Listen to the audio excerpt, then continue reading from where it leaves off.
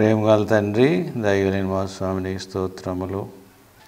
ప్రభువా, మరి మేము ప్రార్థన ఎలా చేసుకోవాలో, అయ్యా మరి ఎలా మిమ్మల్ని ఆరాధించుకోవాలో మాకు నేర్పించండి. అయ్యా మా పిల్లలందరినీ కూడా బలపరచండి. మీరు చేసిన సిలువ కార్యం ద్వారా మాకు ఇచ్చిన రక్షణ ఎలా నిలుపుకోవాలో, అయ్యా మరి అనేక మందిని రక్షణ వైపు ఎలా నడిపించాలో ప్రభువా మరి మీరు మాకు బోధించండి. అయ్యా రోగులను స్వస్థపరచుటకును, దయ్యములను వెళ్ళగొట్టడానికి మీ పరిశుద్ధ సేవకుడైన యేసుక్రీస్తు నామం ద్వారా ఆశ్చర్య కార్యాలను, అద్భుత కార్యాలు చేయటానికి మీరు మీ చేయి సాపి ఉండగా ప్రభువా మీ దాసులు నిలబడి మాట్లాడేటప్పుడు బలంతో, శక్తితో మీ సువార్త ప్రకటించడానికి అనుగ్రహించమని ప్రభువా మరి ఈ క్యాసెట్ చూస్తున్న ప్రతి ఒక్కరిని కూడా మీరు బలపరచమని నజరేయుడు శక్తిమంతుని యేసు నామములో వేడుకుంటున్నాం తండ్రి, ఆమేన్. దేవుని నామానికి వందనాలు. మీ అందరికీ వందనాలు. కొంచెం దేవుని వాక్యాన్ని ధ్యానం చేసుకుందాం. ప్రార్థన చేయటానికి మనందరం కూడుకున్నప్పుడు ప్రార్థన ఎలా చేయాలి అనేది చాలామందికి, మనందరికి కూడా నిజంగా తెలియదు ప్రార్థన ఎలా చేయాలో. శిష్యులు కూడా యేసు ప్రభువుని అడిగారు, ప్రార్థన ఎలా చేయాలో మాకు నేర్పించు ప్రభువా అని.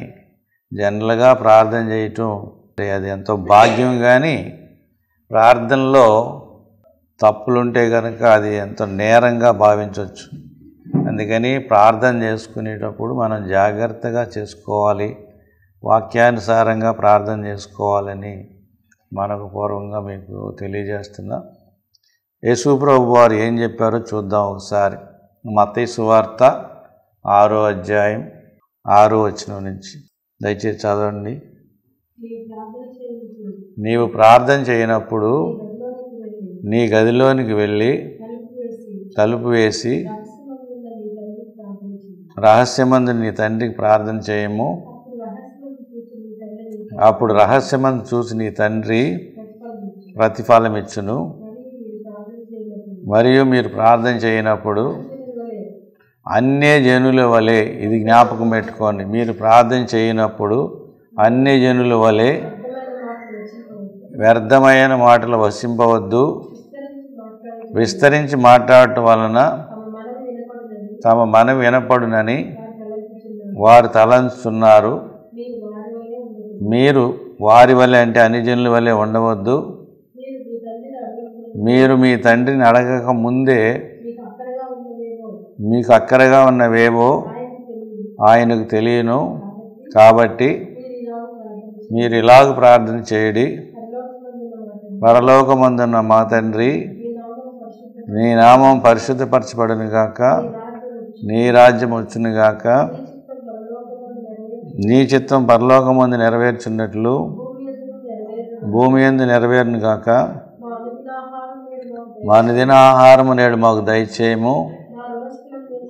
మా రుణస్థులు మేము క్షమించిన ప్రకారము మా రుణములు క్షమించుము. మమ్మల్ని శోధనలోకి తేక దుష్టుని తప్పించుము. చాలు దేవునికి స్తోత్రం. మమ్మల్ని శోధనలోకి తేక దుష్టుని తప్పించు. ఆ తర్వాత యేసు నామములో అడుగుతున్నాం తండ్రి అని ప్రాపర్గా ప్రార్థన చేసుకోవాలి. ఆమేన్. కాబట్టి ప్రార్థన చేసే విధానములో తండ్రి అయిన దేవునికి ప్రార్థన చేయాలి, కుమారుడైన యేసుక్రీస్తు వారి నామములో అడగాలి. అయితే చాలామంది మొట్టమొదటగా నేను గమనించిన మిస్టేక్ ఏంటంటే, మమ్మల్ని మిక్కిలిగా ప్రేమించిన యేసయ్యా అని స్టార్ట్ చేస్తారు. చాలామంది అలాగే చేస్తారు. మమ్మల్ని మిక్కిలిగా ప్రేమించిన యేసయ్యా అని అలా అనకూడదు. యేసయ్య కాదు మనం ప్రార్థన చేయాల్సింది. యోహాను సువార్త 14వ అధ్యాయము 13-14 వచనాలు. మీరు నా నామమున దేన్ని అడుగుదురో తండ్రి కుమారుని యందు మహిమపరచబట్టుకై నేను చేతును. నా నామం మీరు నన్నేమడిగినను చేతును. చాలు.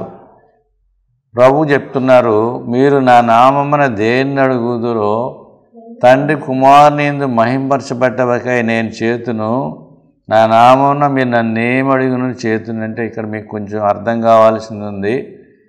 తండ్రి అయిన దేవునికి ప్రార్థన చేయాలి, యేసు ప్రభు నామంలో ప్రార్థన చేయాలి. పరలోకమందున్న మా తండ్రి అని ఎలాగైతే మొదలుపెట్టామో అలాగ తండ్రికి ప్రార్థన చేయాలి. చివర్లో అయ్యేటప్పుడు యేసుక్రీస్తు నామములో అడుగుతున్నాం తండ్రి అని చెప్పాలి. ఆమేన్. సో యేసుక్రీస్తు నామములో అనకుండా చాలామంది చాలా బాగా ప్రార్థన చేస్తారు. చాలా బాగా ప్రార్థన చేసిన తర్వాత చివరిలో అడుగుతున్నాం తండ్రి అంటారు. అప్పుడు యేసు నామములో అడగకపోయినా అది మనకి మరి పొరపాటుగానే గ్రహించాలి, పొరపాటని. అలాగే ఫస్ట్లోనే యేసయ్యా అని అంటే కూడా అది పొరపాటుగానే గ్రహించాలి. మొట్టమొదటేమో తండ్రి అని దేవుడితో స్టార్ట్ చేయాలి, పరలోకమందున్న మా తండ్రి అని మొదలు పెట్టాలి. ప్రార్థన అయ్యేటప్పుడు యేసు నామములో అడుగుతున్నాం తండ్రి అని చివరిలో ఆమేన్ అనాలన్నమాట. ఈ రెండు మిస్టేక్స్ కొన్ని. చాలామంది ఫస్ట్లోనే యేసయ్యా అంటారు, చివరిలోనేమో యేసు నామములో అనకుండా ఆమేన్ అంటారు. ఈ రెండింటి వలన కూడా మనకు అది తప్పుగా కనిపిస్తుంది. కాబట్టి ప్రభువుని అడగాలి మనము, తండ్రి అయిన దేవుడిని అడగాలి మనము, యేసుక్రీస్తు నామములో అడగాలి, యేసుక్రీస్తు నామములో అని చెప్పాలి.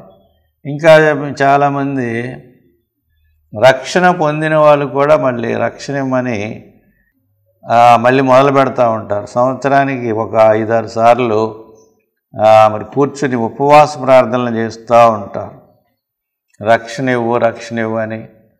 సపోజ్ జనవరి 1న మనం జనవరి సంవత్సరం మొదట్లో మొదలుపెట్టి నా పాపాలు క్షమించాయని అడగటానికి కూర్చుంటారు చాలామంది భక్తులు, మంచివాళ్ళు, వినయ విధేయులతో.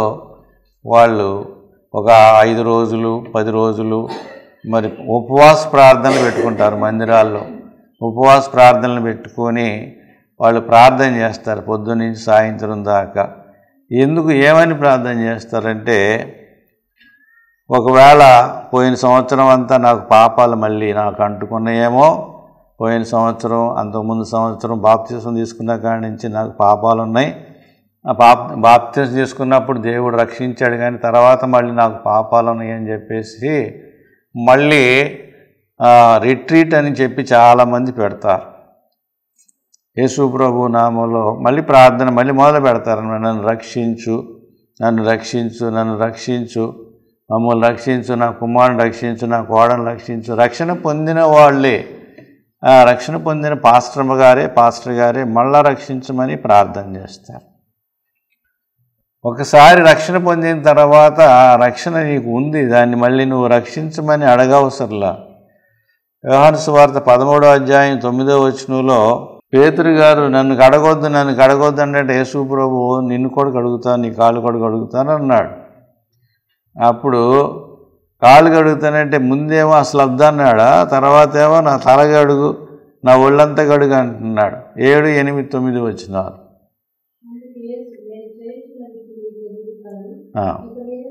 నేను చేయుచున్నది ఇప్పుడు నీకు తెలియదు కానీ ఇక మీదట నీవు తెలుసుకొందువు. అందుకు పేతురు ఏమంటున్నాడు, నువ్వెన్నడూ నా పాదములు కడగరాదు అంటున్నాడు. అందుకు యేసు, నేను నిన్ను కడగని ఎడల నాతో నీకు పాలు లేదనెను. సీమోను పేతురు, ప్రభువా, నా పాదములు మాత్రమే కాక నా చేతులు నా తల కూడా కడగమని ఆయనతో చెప్పాను. యేసు, స్నానం చేసిన వాడు పాదములు తప్ప మరి ఏమీ కడుక్కొనక్కర్లేదు, అతడు కేవలము పవిత్రుడు. స్నానం చేసిన వాడంటే రక్షణ పొందిన వాళ్ళు మళ్ళా మాటికి నాకు రక్షణ ఇమ్మని చెప్పేసి స్నానం చేస్తూ అలా చేయకూడదు. ప్రభు ఒక్కసారి మన పాపాలని క్షమించాడు, మన పాపాలన్నిటినీ కూడా ఆయన సిలువలో భరించాడు. సిలువలో మన పాపాలన్నిటికీ క్రయం చెల్లించాడు. ఆయన రక్తాన్ని చిందించి ప్రాణం పెట్టాడు. నువ్వు చేస్తున్న పాపాలు, చేయబోతున్న పాపాలు, చేసిన పాపాలన్నీ ఆయనకి తెలుసు. అన్ని పాపాలకి ప్రభు క్రయం చెల్లించాడు. మనం చెప్పాల్సింది ఏంటంటే, నా ప్రభు నా పాపాలన్నీ క్షమించాడు, ఆయనకు వందనాలు. నా ప్రభు చెప్పండి, నా ప్రభు నా పాపాలన్నీ క్షమించాడు, ఆయనకి వందనాలు. నా ప్రభు నా పాపాలన్నీ క్షమించాడు, ఆయనకి వందనాలు. నా ప్రభు సిలువెక్కాడు, నా ప్రభు సిలువలో రక్తం చిందించాడు, నా కొరకు పాపాలన్నిటి కొరకు ఆయనే క్రయం చెల్లించాడు, నన్ను క్షమించాడు, నన్ను రక్షించాడు, ఆయనకి స్తోత్రం అని చెప్పాలి. కానీ మళ్ళీ నా పాపాలు క్షమించు, నన్ను రక్షించు, నన్ను రక్షించు, నన్ను రక్షించు అని నువ్వు అడుగుతున్నావు. నన్ను రక్షించు అంటే నువ్వే చెప్తున్నావు నువ్వు రక్షణ లేదని. మనమే మరి దోషులం అవుతున్నాము. ఇది పాత పద్ధతి. అంటే యేసు ప్రభు రాకముందు పద్ధతి. యేసు ప్రభు రాకముందు మన పద్ధతి అదే. యేసు ప్రభు రాకముందు ప్రతి సంవత్సరం కూడా ప్రధాన యాజకుడు అతి పరిశుద్ధ స్థలంలోకి వెళ్ళి ప్రతి ప్రధాన యాజకుడు కూడా సంవత్సరానికి ఒకసారి బలులు అర్పించేవాళ్ళు. చూడండి, అది హెబ్రీ పత్రిక 5వ అధ్యాయము 1వ వచనం. ప్రతి ప్రధాన యాజకుడు మనుషుల్లో నుండి ఏర్పరచబడిన వాడై పాపముల కొరకు బలులను అర్పించుటకు, దేవుని విషయమైన కార్యములు జరిగించుటకు మనుషుల నిమిత్తము నియమింపబడును. తాను కూడా బలహీన చేత ఆవరింపబడినందున ఏమీ తెలియని వారి ఎడలను, త్రోవ తప్పిన వారి ఎడలను తాలిమి చూపగలవాడై ఉన్నాడు. ఆ హేతు చేత ప్రజల కొరకు ఎలాగో అలాగే తన కొరకును పాపముల నిమిత్తము అర్పణములు చేయవలసి వాడై ఉన్నాడు. మరియు చాలు. కాబట్టి ప్రధాన యాజకుడు సంవత్సరానికి ఒకసారి అతి పరిశుద్ధ స్థలంలోకి వెళ్ళి ప్రజల పాపాల కొరకు, తన పాపాల కొరకు మరి బలులు అర్పిస్తూ ఉండేవాడు. కానీ యేసు ప్రభు వచ్చిన తర్వాత ఏం జరిగింది? హెబ్రీ పత్రిక 7వ అధ్యాయంలో 26వ వచనం, 27, 28 వచనాల్లో ఏం జరిగిందంటే, పవిత్రుడు, నిర్దోషి, నిష్కల్మషుడు, పాపుల్లో చేరక ప్రత్యేకమన్నవాడు, ఆకాశమండలం కంటే మిక్కిలెచ్చైన వాడు, ఇట్టి ప్రధాన యాజకుడు, మనకు సరిపోయినవాడు, ధర్మశాస్త్రము బలహీనత గల మనుషులను ప్రవక్తలుగా యాజకులుగా నియమించను. కానీ ధర్మశాస్త్రం తర్వాత వచ్చిన ప్రమాణపూర్వకమైన వాక్యము నిరంతరమును సంపూర్ణ సిద్ధి పొందిన కుమారుని నియమించెను. ఈయన ఆ ప్రధాన యాజకుల వలె మొదట తన సొంత పాపముల కొరకు, తర్వాత ప్రజల పాపం కొరకు దినదినము బలులు అర్పించవలసిన అవసరం కలవాడు కాడు. తను తాను అర్పించుకున్నప్పుడు ఒక్కసారి ఈ పని చేసి ముగించెను. మనం కూడా ఆ యాజకుల్లాగా ఉండకూడదు. ఇక యేసు ప్రభు ఒక్కసారి ఆ పని చేశాడు. యేసు ప్రభు ద్వారా రక్షణ పొందిన మనం కూడా ఎప్పుడూ కూడా ఇక మనము పరిశుద్ధులమే. మళ్ళీ మాటకి నేను పరిశుద్ధుని కాదు, నాకు మంటెట్టింది, నాకు క్షమించు అని చెప్పేసి మళ్ళీ నువ్వు అడుగుతున్నావు అంటే దేవుడు యేసు ప్రభు నీలో ఉన్నాడనే నమ్మకం నీకు లేదన్నమాట. విశ్వాసం నీకు లేదు. నా యేసు ప్రభు నాలో ఉన్నాడు, ఆయన పరిశుద్ధుడు, నేనే పరిశుద్ధుడు అని చెప్పాలి. రక్షణ పొందినప్పుడు గొప్ప కార్యం జరిగింది నీలో నాలో. అది మీరు గమనించాలి. రక్షణ పొందినప్పుడు గొప్ప కార్యము యేసు ప్రభు నాలో నీలో జరిగించాడు. అదేంటంటే, నువ్వు రక్షణ పొందినప్పుడు నీలోకి యేసు ప్రభు ఆత్మ, పరిశుద్ధాత్మ దేవుడు వచ్చి ఉన్నాడు. ఆయన ఎప్పుడూ నీతోనే ఉంటాడు. కాబట్టి పరిశుద్ధాత్మ దేవుడు మనలో ఉన్నప్పుడు ఇంకా మన పాపాలు ఇంకా ఆటోమేటిక్గా అవే కడగబడతాయి. ఆయన మనలో ఉన్నాడు, ఆయన పరిశుద్ధుడు, నేను కూడా పరిశుద్ధుడినే. చెప్పండి, ఆయన పరిశుద్ధుడు, నేను కూడా పరిశుద్ధుడినే. ఇంకా నేను పాపిని అని అనకూడదు, ఎందుకంటే లోపల పరిశుద్ధుడు ఉన్నాడు. లోపల పరిశుద్ధుని పెట్టుకుని నేను పాపిని అనక్కర్లా. నాలో నీలో దేవుడు ఉన్నాడు. చెప్పండి, దేవుడు నాలో నీలో ఉన్నాడు. యోహాను సువార్త 14వ అధ్యాయము 16వ వచనం, నేను తండ్రిని వేడుకొందును మీ యొద్ద ఎల్లప్పుడూ ఉండుటకై వేరొక ఆదరణకర్తను అనగా సత్యస్వరూపి ఆత్మను ఆయన మీకు అనుగ్రహించును. నేను తండ్రిని వేడుకొందును మీ యొద్ద ఎల్లప్పుడూ ఉండుటకై వేరొక ఆదరణకర్తను ఆయన మీకు అనుగ్రహించును. వేరొక ఆదరణకర్త పరిశుద్ధాత్మ దేవుడిని మనలోకి పంపించేశారు. ఎప్పుడైతే నువ్వు రక్షణ పొందావో, ఎప్పుడైతే బాప్తిసం తీసుకున్నావో, నీలోకి పరిశుద్ధాత్మ దేవుడు వచ్చున్నాడు. పరిశుద్ధాత్మ దేవుడు వచ్చున్నాడు. యేసుప్రభు ఆత్మ మనలోకి వచ్చి ఉంది. కాబట్టి ఇప్పుడు పరిశుద్ధాత్మ దేవుడి వల్ల మనం ఎప్పటికప్పుడే మనం శుద్ధీకరించబడతాం. ఆయనే మన నీతి. 1 కొరింథీ పత్రిక 1వ అధ్యాయము 31వ వచనం, అతిశయించువాడు ప్రభువుని బట్టి ప్రభువునందే అతిశయించవలెను అని రాయబడినది నెరవేరినట్లు దేవుని మూలముగా ఆయన మన జ్ఞానమును నీతియు పరిశుద్ధతయు విమోచనమును ఆయను. ఈ మాట ఒక్కటి చాలు. ఆయన మనలోకి వచ్చేసాడు, మనలో నివాసం ఉంటున్నాడు అని నమ్మిన వాళ్ళందరూ కూడా నా ప్రభువు నాలో ఉన్నాడు, ఆయన పరిశుద్ధుడు, నేను కూడా పరిశుద్ధుడినే. చెప్పండి, నా ప్రభువు నాలో ఉన్నాడు, ఆయన పరిశుద్ధుడు, నేను కూడా పరిశుద్ధుడినే. ఉదయాన్నే లేచి నువ్వు ఉదయం నుంచి సాయంత్రం దాకా పట్టుబట్టి నువ్వు పాపాలు ఒప్పుకుంటున్నావు.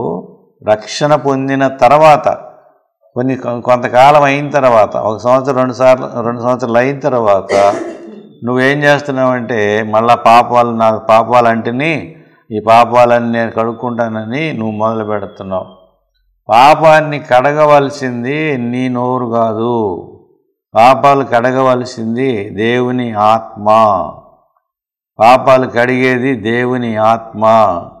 దేవుని ఆత్మ చేత మనము పాపాలు కడుక్కున్నాము. దేవుని ఆత్మ, యేసు రక్తము. చెప్పండి, యేసు రక్తముతో మనం పాపాలని కడుక్కున్నాము, దేవుని ఆత్మతో మనం పాపాలని కడుక్కున్నాము. మొట్టమొదటిగా ఆత్మతో మన పాపాలు కడుక్కున్నాం. 2వ తెస్సలోనికీ పత్రిక 2వ అధ్యాయము 13వ వచనం, ప్రభు వలన ప్రేమింపబడిన సహోదరులారా, ఆత్మ మిమ్ములను పరిశుద్ధపరచడం వలన మీ ఆత్మ మిమ్ములను, చెప్పండి, ప్రభు వలన ప్రేమింపబడిన సహోదరులారా, ఆత్మ మిమ్ములను పరిశుద్ధపరచడం వలన. దేంతో మనం పరిశుద్ధపరచబడుతున్నాం? దేంతో పరిశుద్ధపరచడం? మళ్ళా చెప్పండి, ఆత్మ చేత, దేవుని ఆత్మ చేత మనము పరిశుద్ధులవుతాం. కానీ మన సొంత బలం చేత మనం అడిగినంత మాత్రాన మనం పరిశుద్ధులం కాదు. నువ్వు ఎన్ని సంవత్సరాలు అడిగినా కూడా. నేనేం చేస్తాను? నీ ఆత్మ నన్ను శుద్ధీకరించింది, నీకు స్తోత్రం అని చెప్తా. చెప్పండి, ఏం చెప్పాలి? దేవుని ఆత్మ నన్ను శుద్ధీకరించింది, దేవుని ఆత్మ నన్ను పరిశుద్ధపరిచింది, దేవుని ఆత్మ నన్ను పరిశుద్ధపరిచింది, ఆయనకి స్తోత్రం కలుగును గాక అంటే అయిపోయా. దేవుని ఆత్మ విశ్వాసం. అది విశ్వాసం అంటే ఏంటంటే నా దేవుని ఆత్మ నన్ను శుద్ధీకరించింది, నా దేవుని ఆత్మ నన్ను శుద్ధీకరించింది, నన్ను రక్షించు, నన్ను కడుగు, నన్ను కడుగు, నన్ను కడుగు, నన్ను కడుగు, నన్ను కడుగు అని మనము అడుగుతున్నామంటే అవిశ్వాసంతో ఉన్నాం. దేవుడు నీలో ఉన్నాడా లేడా? దేవుడు నాలో ఉన్నప్పుడు, దేవుని ఆత్మ నాలో ఉన్నప్పుడు ఎప్పటికప్పుడే నేను క్లీన్ అయిపోతూ ఉంటాను. ఎప్పటికప్పుడే చంటిబిడ్డ ఎన్నిసార్లు ఏం చేసుకున్నా కూడా తల్లి ఎప్పటికప్పుడే క్లీన్ చేస్తూ ఉంటుంది. అదేవిధంగా ఒకవేళ నీకేమైనా తెలియక పాపం అంటినా కూడా మనలో ఉన్న దేవుడు, ఆయన ఆత్మ మనల్ని ఏం చేస్తూ ఉంటాడు? ఎప్పటికప్పుడే తల్లిలాగా పరిశుద్ధపరుస్తూ ఉంటాడు. చెప్పండి, నా తల్లి నా తండ్రి అయిన యేసు ప్రభు నాలో ఉండి నన్ను ఎప్పటికప్పుడే పరిశుద్ధపరుస్తున్నాడు. నేను ఎప్పుడూ పరిశుద్ధత కలిగి ఉంటాను. రక్షణ పొందాను, నేను పరిశుద్ధత కలిగి ఉంటాను. నాకు ఏ పాపం అంటున్నా కూడా నా ప్రభు ఆత్మ నన్ను శుద్ధీకరించును అంటే చాలు, నీ పాపాలన్నీ కూడా వెళ్ళిపోతూ ఉంటాయి. నువ్వు మళ్ళీ క్షమించమని అడిగితే మనం ఆయనకు దూరం అయిపోతాం. మనం సమీపస్తులుగా వచ్చాం. మనం దేవునికి దూరస్తులమా సమీపస్తులమా? ఎప్పుడు సమీపస్తులం అంటే దగ్గరగా వచ్చామంటే ఆయనలోకి వచ్చేసాం. మనల్ని పవిత్రపరిచేది ఏంటి చెప్పండి? ఆయన ఆత్మ. ఆయన ఆత్మ మనలోనే, చెప్పండి, ఆయన ఆత్మ ఎక్కడుంది? ఇందా చెప్పుకున్నట్టుగా యోహాను సువార్త 14వ అధ్యాయము 16వ వచనంలో, నేను తండ్రిని వేడుకొందును మీ వద్ద ఎల్లప్పుడు ఉండేకై వేరే కాదనగర్తనగా సత్యస్వరూపి ఆత్మని మీకు అనుగ్రహించును. ఆత్మ నన్ను ఎప్పటికప్పుడే శుద్ధీకరిస్తుంది. మానవుల పాపాలను కడగవలసింది దేవుని ఆత్మ. కానీ ఇంకా ఏ విధంగా కూడా పాపాలకి ప్రాయశ్చిత్తం లేదు. దేవుని ఆత్మ మన పాపాలని కడిగేది. చెప్పండి, దేవుని ఆత్మ, దేవుని మాట. యేసు ప్రభు మరి పక్షవాయు గలవాడితో ఏం చెప్పాడు? నీ పాపాలు క్షమించబడ్డాయి. కాబట్టి అలాగే పాపులందరితో యేసు ప్రభు ఏం చెప్పేవాడంటే నీ పాపాలు క్షమించబడ్డాయి అని చెప్పేవాడు. దేవుని మాట వలన పాపాలు క్షమించబడతాయి. అలాగే దేవుని ఆత్మ వలన కూడా పాపాలు క్షమించబడతాయి. కానీ మన సొంత ప్రయత్నం వలన అయితే పాపాలు క్షమించబడు. మన సొంత ప్రయత్నం వలన మనం ఏమీ కూడా చేయలేము కదా. తర్వాత దేవుని ఆత్మ తర్వాత ఇంకేంటి మనల్ని పరిశుద్ధపరిచేది ఏంటంటే యేసు రక్తము. 1 యోహాను పత్రిక 1వ అధ్యాయము 7-5 నుంచి చదువుకుంటూ వెళ్దాం. మేము ఆయన వలన మీకు ప్రకటించు వర్తమానమేమనగా దేవుడు వెలుగై ఉన్నాడు, ఆయన యందు చీకటి ఎంత మాత్రమూ లేదు, ఆయనతో కూడా సహవాసం గలవారు అని చెప్పుకొనుచు చీకటిలో నడిచిన యెడల మనం అబద్ధమాడుచు సత్యమును జరిగింపకుందుము. అయితే ఆయన వెలుగులో ఉన్న ప్రకారము మనము వెలుగులో నడిచిన యెడల మనం అన్యోన్య సహవాసం గలవారమై ఉందుము. అప్పుడు ఆయన కుమారుడైన యేసు రక్తము ప్రతి పాపము నుండి మనల్ని పవిత్రులుగా చేయును. 7వ వచనం మళ్ళా చదువుకుందాం. అయితే ఆయన వెలుగులో ఉన్న ప్రకారము మనమున వెలుగులో నడిచిన యెడల మనం అన్యోన్య సహవాసం గలవారమై ఉందుము. అప్పుడు ఆయన కుమారుడైన యేసు రక్తము ప్రతి పాపము నుండి మనల్ని పవిత్రులుగా చేయును. కాబట్టి స్నానం చేసిన మనం అంటే రక్షణ పొందిన మనము మళ్ళా మాటికి ప్రభు దగ్గర కూర్చొని నేను పాపాలు కడుక్కోవాలి అంటే నువ్వు అవిశ్వాసంలో ఉన్నావు, ఇంకా నువ్వు దేవుణ్ణి తెలుసుకోలేదు. కాబట్టి నీకు దేవుని దగ్గర సహాయము దొరకట్లేదు. అందుకని దేవుణ్ణి స్తుతించాలే కానీ నువ్వు నన్ను క్షమించమని రక్షించమని అడగకూడదు. ఇంకా చాలా విషయాలు ఉన్నాయి. అవన్నీ కూడా తెల్లారుజామున మేము ప్రార్థన చేసుకుంటున్నాం. ఆ ప్రార్థన కూడా లోడ్ చేస్తున్నాం. యూట్యూబ్లో ఆ ప్రార్థన కూడా ఉంటుంది. ఆ ప్రార్థన మీరు చూసుకొని ఆ ప్రకారంగా మరి మీ ప్రార్థన చేసే విధానాన్ని మీరు సరి చేసుకోవాలని ప్రేమపూర్వకంగా మనవి చేస్తూ నేను ఈ మాటలు ముగిస్తున్నా. మరి ప్రార్థన చేసుకుందాం. కళ్ళు మూసుకోండి. ప్రేమగల మా ప్రియ పల్లవ తండ్రి, నీ బంగారు పాదాలకు వందనములు, స్తోత్రములు. మా ప్రియులు ప్రభువా, మరి కొంతమంది యేసయ్యకి ప్రార్థన చేస్తున్నారు, కొంతమంది యేసునామములు అడుక్కోకుండా చివరిలో మరి మామూలుగా జనలుగా ముగించేస్తున్నారు. అలాగే మరి రక్షణ పొంది కూడా మళ్ళీ తెలియక మళ్ళా రక్షణ పొందాలని, మళ్ళా రిట్రీట్ అని, మళ్ళా పాపాలు ఒప్పుకోవాలని అనేక తిప్పలు పడుతూ ఉన్నారు క్రైస్తవుల్లోనే. ఈ వీళ్ళందరికీ కూడా ప్రభువా మరి జ్ఞానం ఇచ్చి వాళ్ళు సరిగా ప్రార్థన చేసుకునే విధానం నేర్పించండి అయ్యా. మరి తెల్లవారుజామున మేము 4 గంటలకు లేచి ఆన్లైన్లో చేసే ప్రార్థన వాళ్ళు గ్రహించుకొని వాళ్ళు చూసి ఆ ప్రకారంగా నేర్చుకోవడానికి కూడా కృపనిమ్మని, ఇక్కడ ప్రభువా వింటున్న ప్రతి బిడ్డను మీరు ఆశీర్వదించి బలపరచమని నజరేయుడు శక్తిమంతుడు యేసు నామములో వేడుకుంటున్నాం తండ్రి, ఆమేన్. Praise lord. అందరికీ వందనాలు.